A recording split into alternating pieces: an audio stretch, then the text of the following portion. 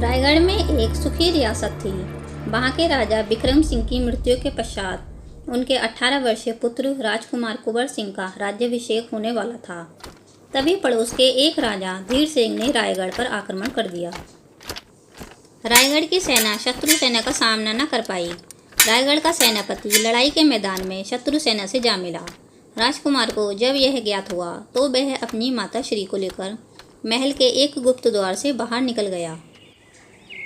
रियासत से निकलकर वह एक घने जंगल में पहुंच गया। वहां एक गुफा थी। राजकुमार अपनी माता श्री के साथ उस गुफा में ठहर गया। थोड़ी देर बाद राजकुमार ने किसी स्त्री के रोने की आवाज़ सुनी। वह अपनी माता श्री से आज्ञा लेकर आवाज़ की दिशा में चल पड़ा। वह एक चट्टान के पास जाकर रुक गया। रोने की आवाज़ इसी चट्टान से आ रही थी। उसने चट्टान के नीचे एक नागिन को देखा और कहा, तुम नागिन के रूप में कौन हो देवी, और मनुष्य की तरह क्यों रो रही हो? नागिन सिसकती हुई बोली, मैं आकाश की एक परी हूँ। एक श्राप के कारण मैं नागिन बन गई। मैं यहाँ से जा रही थी, तभी अचानक एक पत्थर मुझ पर गिर गया और मैं इसके नीचे दब गई।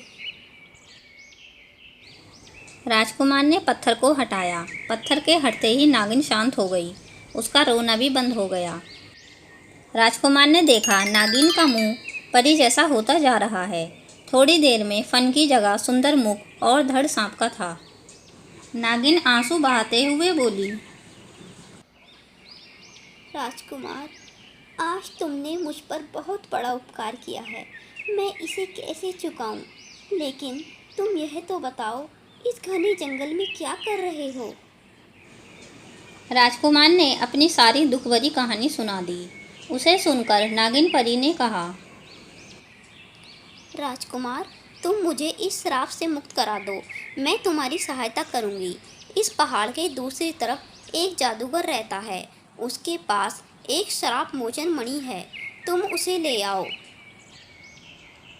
नागिन परी, मेरी माता श्री पास में ही एक गुफा में ठहरी हुई हैं। मैं उन्हें अकेला छोड़कर कैसे जा सकता हूँ? राजकुमार, तुम महारानी की चिंता मत करो। उनकी रक्षा मैं स्वयं करूंगी। राजकुमार कुंवर सिंह महारानी से आज्ञा लेकर मणि लेने के लिए चल पड़ा। रास्ते में उसे एक शिकारी मिला। शिकारी ने एक बाज को पकड़ रखा था। बाज उसके हाथ से छूटने के लिए फड़फड़ा रहा था। राजकुमार को बाज पर दया आ गई। उसने शिकारी से कहा, तुम इस बाज को छोड़ दो और बदले में मेरी ये रत्न जड़ित अंगूठी ले लो। शिकारी ने अंगूठी ले ली और बाज को छोड़ दिया। शिकारी के हाथ से छूटते ही बाज बोला, राजकुमार, तुमने मेरे प्राण बचाकर मुझ पर बहुत बड़ा उपकार किया है। मैं बाजों का राजा हूँ। जब कभी भी तुम्हें मेरी आवश्यकता हो तो मुझे याद करना, मैं आ जाऊँगा। राजकुमार ने अपना सफ़र जारी रखा। थोड़ी दूर पर उसे एक नदी मिली। उसने देखा कि कुछ लोग एक मगरमच्छ को पकड़कर नदी के बाहर खींच रहे हैं। मगरमच्छ बुरी तरह से तड़प रहा था। वह छूटने की कोशिश कर रहा था। राजकुमार बहुत दयालु था। उससे मगरमच्छ की पीड़ा नहीं देखी गई। उसने अपना कीमती कटार उन लोगों को दे दिया और उन लोगों ने मगरमच्छ को छोड़ दिया। छूटते ही मगरमच्छ ने कहा, राजकुमार, आपने मेरे प्राण बचाकर मुझ पर बहुत बड़ा एहसान किया है। मैं मगरमच्छों का राजा हूँ। जब कभी भी भविष्य में आपको मेरी सहायता की आवश्यकता हो, मुझे बुला लेना, मैं आ जाऊँगा।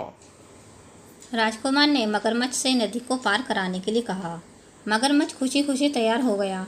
उसने राजकुमार को नदी के पार पहुंचा दिया। अब जादूगर का महल पास था। राजकुमार शीघ्र ही वहां पहुंच गया। तभी अचानक एक आवाज़ को सुनकर वह चौंक पड़ा। उसने देखा कि एक राजा तलवार लिए हुए मूर्ति बना खड़ा हुआ है और हंस रहा है। वह एक पेड़ के पीछे छिप गया। तभी मूर्ति बोली, छिपने से कोई लाभ नहीं है। जादूगर की दृष्टि पड़ते ही तुम भी पत्थर के हो जाओगे।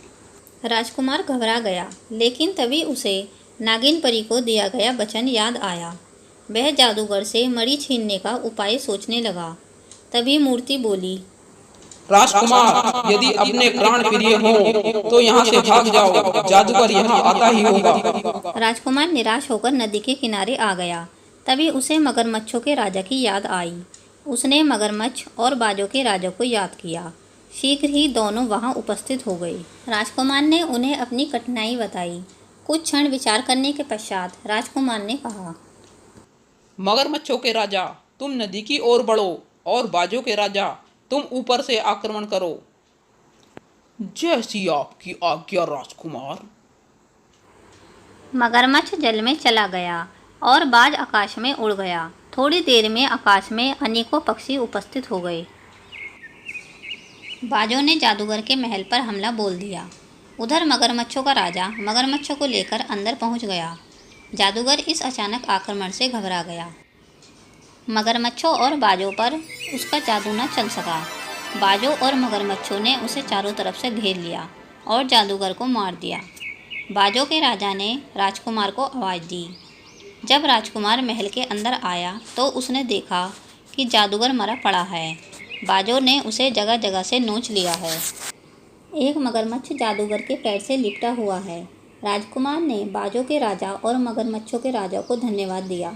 फिर मूर्ति ने राजकुमार से कहा, राजकुमार, जादूगर के गले में एक मणि लटकी हुई है, तुम उसे निकाल लो। राजकुमार ने शीघ्र ही मणि निकाल ली।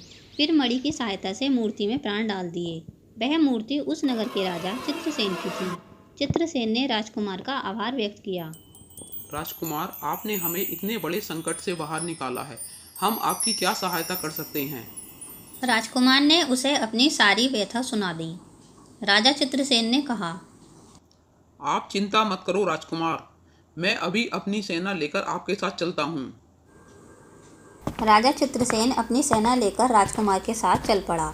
वहीं दूसरी तरफ राजा धीरसेन के एक सैनिक ने महारानी को गुफा के अंदर देख लिया। वह महारानी के ठहरने का स्थान बताने के लिए राजा धीरसेन के पास जाने वाला था कि तभी नागिन परी ने उसे अपनी विष फुंकार से मूर्छित कर दिया।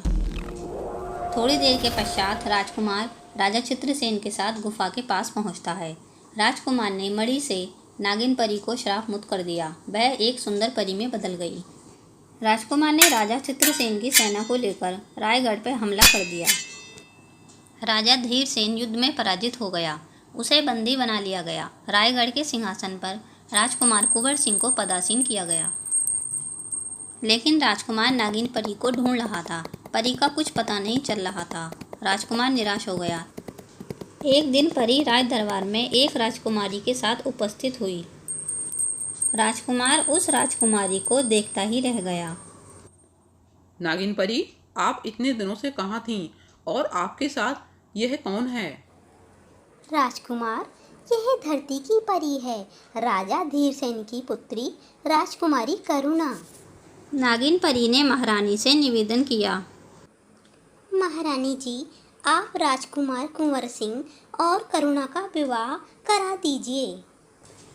महारानी ने नागिन परी का प्रस्ताव सहर्ष से स्वीकार कर लिया। अगले दिन राजकुमार कुंवर सिंह और करुणा का विवाह संपन्न हो गया। नागिन परी उन्हें आशीर्वाद देकर प्रस्थान करने ही वाली थी कि तभी राजकुमार ने पूछा, परी, अब आप कब आओगी? नागिन परी ने मुस्कुराकर कहा, राजकुमार, मैं प्रत्येक रात्रि आऊंगी तुम्हारे बच्चों के पास एक नई कहानी के रूप में।